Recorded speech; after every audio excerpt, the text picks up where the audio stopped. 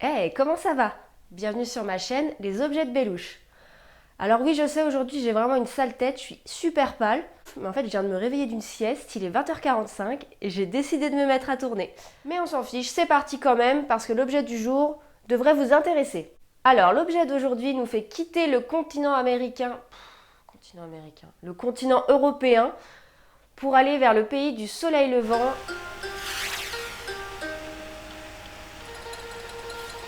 Le netsuke est un élément central de l'art japonais, je dirais même un monument de la sculpture qui mesure seulement entre 4 et 8 cm. Le netsuke est un élément vestimentaire masculin. Là j'ai un doute tout d'un coup, je suis pas sûre qu'on dise netsuke, je crois que je vais aller vérifier sur Google Prononciation parce qu'à mon avis, je suis pas du tout dedans. Bon, on va vérifier.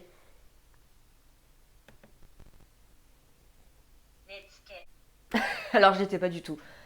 On dit netsuke. Alors je vais essayer de le prononcer correctement dans toute la vidéo. Et lui, il va rester avec moi parce que les termes japonais, il va en pleuvoir, ça va être le festival. Le netsuke,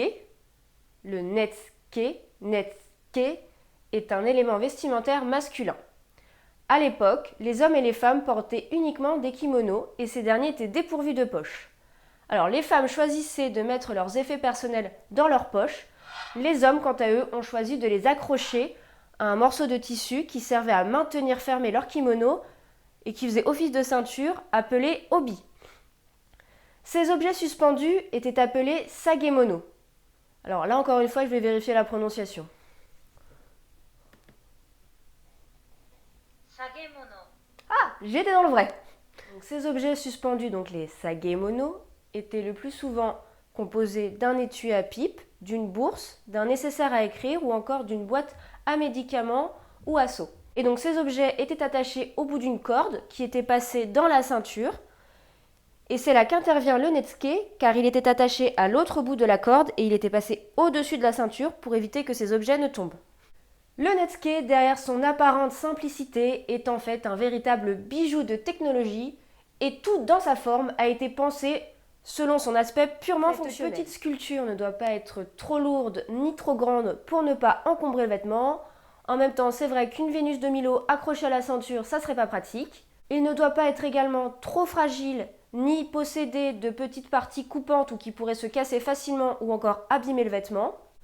À l'intérieur est creusée une cavité en forme de L ou en forme de U appelée imotoshi. Imotoshi. On va vérifier quand même.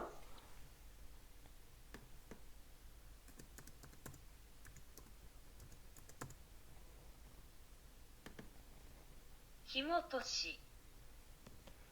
Imotoshi. Et qui servait à faire passer la corde. La position des deux trous est pensée pour que la présentation du netsuke à la ceinture soit harmonieuse. Les matières utilisées pour sculpter ces netsuke sont très diverses. Cela peut être plusieurs essences de bois, l'ivoire, le corail, la laque ou encore l'ambre. Mais ce n'est pas la richesse des matériaux qui fait la qualité d'un netsuke, mais bien la qualité de la sculpture et sa précision, car elle prouve la dextérité du netsuke-shi, donc le nom de celui qui fabrique les netsuke. Et en général, les netsuke sont sculptés sur toute leur face. Donc c'est un travail vraiment très minutieux qui tient dans un petit objet. Il y a un nom pour toutes les formes de netsuke. Par exemple, les manju netsuke sont de forme plutôt ronde et aplatie.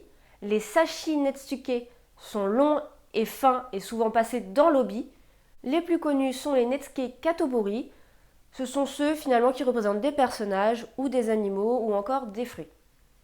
Les netsuke-shi, ça va être dur là.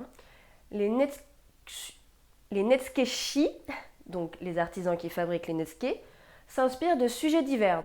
Il s'agit le plus souvent de fruits, de légumes, de fleurs, donc composant des natures mortes, des animaux qui appartiennent au répertoire réaliste ou encore au répertoire mythologique ou religieux, des personnages qui sont souvent empreints de bonhomie et rieur, ils sont souvent empruntés en fait au théâtre No ou Kabuki. Ah mais attends, il montre quoi le monsieur là? Ah mais oui, il nous montre c'est parti. En fait, du coup, ça m'amène à un autre type de netsuke qui est assez connu également, ça s'appelle les netsuke shunga. Les netsuke représentent des scènes érotiques soit suggérées et de manière discrète, soit de manière totalement décomplexée et directe. Et je sais que j'ai attisé votre curiosité. Non, non, mais n'y est pas. Je sais que vous voulez en voir, donc je vous en montre un petit peu. De toute façon, je suis pas concernée par la démonétisation YouTube. Alors c'est parti, faites-vous plaisir.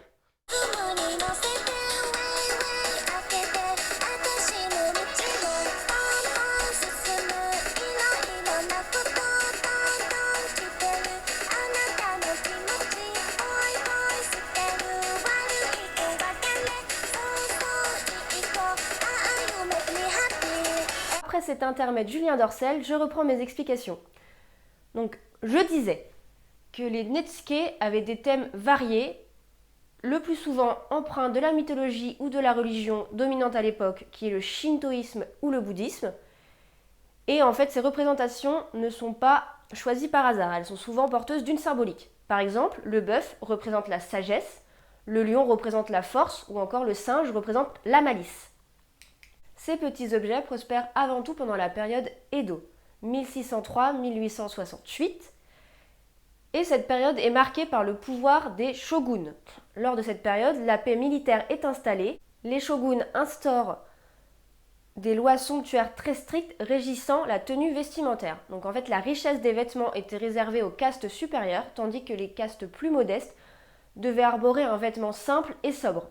Le Netsuke est un pied de nez à cette loi car il permet d'exprimer la richesse de son propriétaire de manière très discrète et délicate.